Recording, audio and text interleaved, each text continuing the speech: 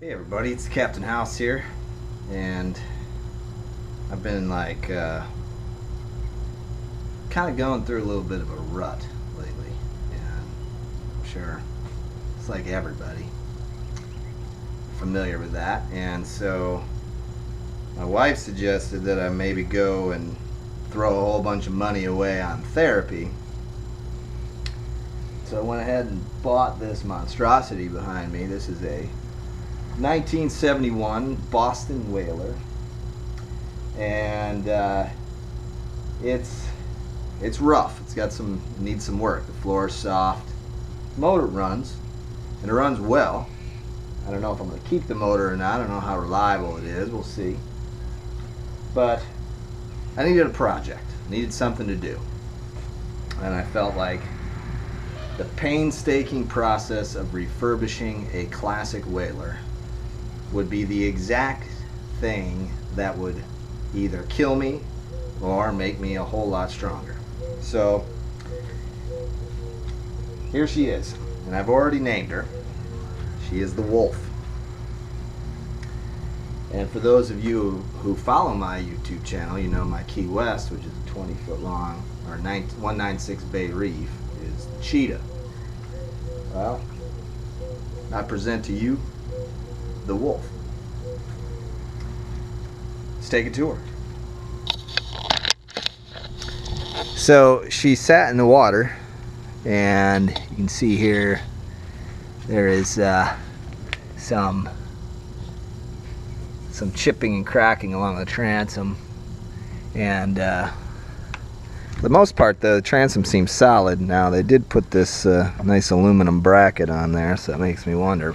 I was told that there was maybe twins put on this at one time, and you can see here there's some delamination of the transom all the way up into here. I don't know exactly how extensive that is until I get in there to figure that out.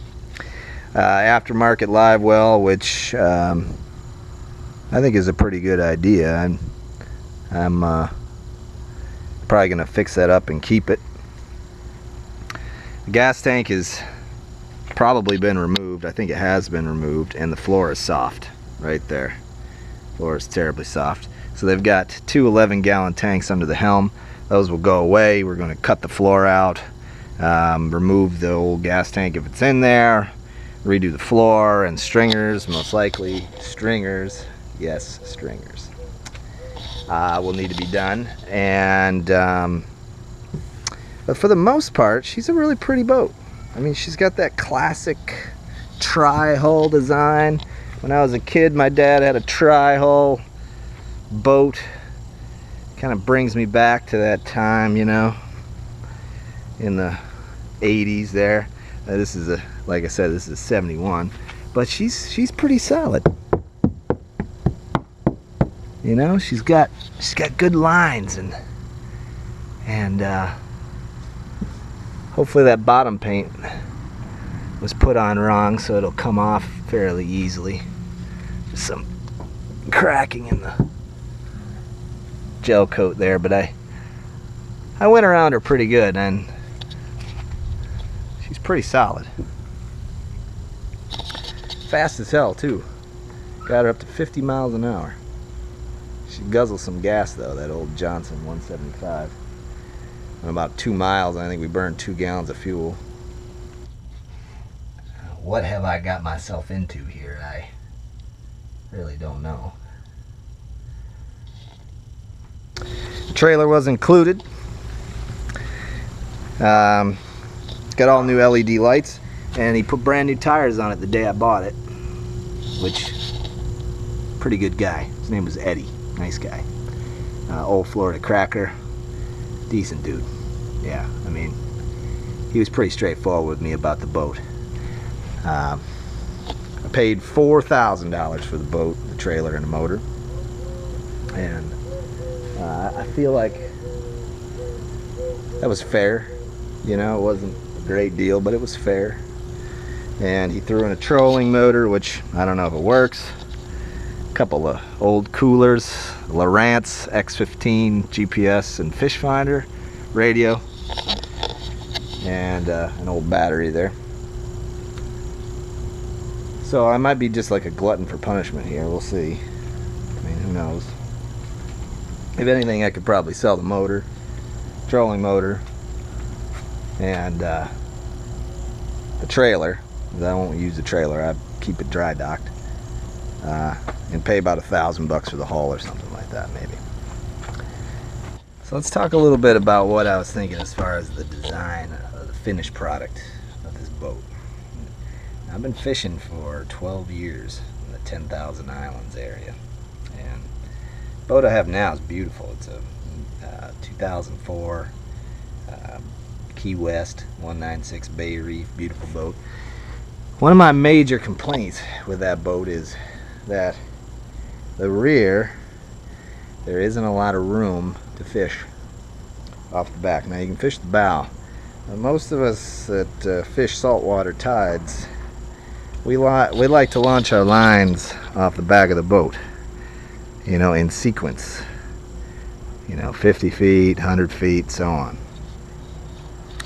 So my thought is, now we got some room here, right? I was thinking about taking this console and buying a different one, or having one made, right? Cut in half, right? Very tiny, it was a very simple console. And have it move forward to this, right up to here. So you'd lose the seat and you'd bump the console all the way up to there. Now, what that does is it provides us with all of this extra space right here in the back, so that you can have your lines off the back and off your T-top, because I'm going to have a custom T-top made right above here, right above the console, the helm. And there'll be rod holders on there also, which will be angled in such a way that will allow us to fish those rod holders. And it won't just be for storage, it'll be for actual fishing. So the idea is that we take this, we're going to rip this hull out, this console out, this helm out, move it forward. We got to tear the floor up anyway. Most likely what we're going to find is a waterlogged hull, maybe, hopefully not. When I bought the boat, we ran it in the Caloosahatchee River, and the water line looked like the boat was sitting above the water line a little bit, which is a good sign. Maybe it's not waterlogged, let's hope. If it is, then we go down that road. Yay, right? So tear this helm out, buy ourselves a smaller one, half this width, no seat, get rid of the seat, and then move it forward all the way as far as we can to here. Now, I don't know if this underneath here, what's underneath it, or if it's foam or hollow. I have no idea. But if it's hollow, I'd like to be able to utilize the space and put hatches in, and perhaps a fish box. We don't have a lot. We'll be losing some dry storage when we do this, when we take this helm out. So that's my concept. Now, some people have talked about weight distribution, and they think that moving the helm forward might actually cause the boat to sit funny. My argument for this particular boat is that it already sits kind of funny. The bow sits up out of the water just a little bit, just kind of how it's sitting right now. It's arced up, that beautiful Boston whaler, classic whaler swoop in the front, the swish, whatever they call it. And I'm going to replace the gas tank back here once we pull up the floor. So fuel will be in the back, the motor will be in the back, and we should have pretty decent weight distribution at that point. And yes, I know it's going to be a rougher ride. I don't like going out in the water when anything above 10 knots. You get 10 knots blowing, forget it. I stay home, I'll barbecue or whatever. But where we go, where we fish, the water tends to be pretty flat, and I know all the little spots and spaces to kind of stay behind if we need to. So this boat, very all intents and purposes, is not going to be an offshore boat. It's got gunnels for it, probably could do it, but for the most part, probably going to stay backwater. So anyhow, that's my idea for the design. We'll see how it goes, and feel free to post comments and let me know your thoughts. Found something here that is really important to have on your boat. It's a doobie holder. That's right. Yeah, a roach clip. That's really important to have. That's a freebie. It was thrown in. Here's a joke for you. You know why they call a roach clip? Because the term pot holder had already been taken. I imagine we're going to find all kinds of fun stuff on this boat, and I'm looking forward to that, actually. I like doing that, so it's a nice hole.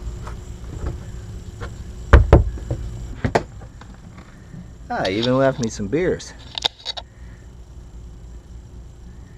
And some orange crush.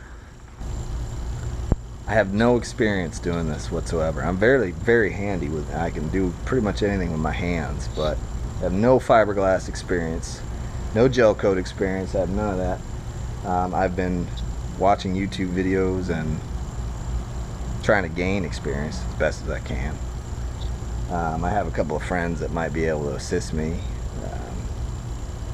but I think that overall I'm really looking forward to the frustrating process and the project that it is, because I need to work with my hands. I'm a very tactile person, so I like that, and I think that this is just like the perfect thing for me right now in my life.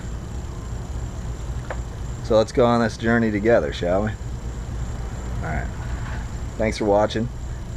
Please subscribe. Please like.